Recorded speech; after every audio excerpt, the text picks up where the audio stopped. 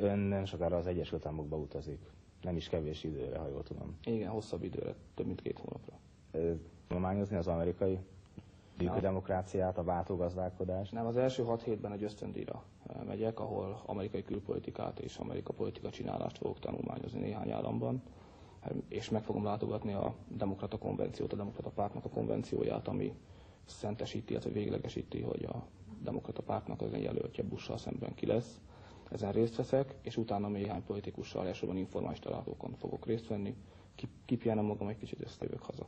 Ez egyébként célzott utazás, vagy pedig egy véletlenszerű amerikai ösztöndíjról szól? Magyarul a Fidesz arculatában várható valamiféle amerikanizálódás, vagy pedig itt kapott ösztöndíjat? Nem, hát ez arról szól, hogy ilyenkor nyaranta sokféle hirdetnek meg ösztöndíjakat, én is kaptam egy ösztöndíjat, és utána rászervezted ösztöndíjra, hogy politikai is legyen értelme a kintartózkodásomnak.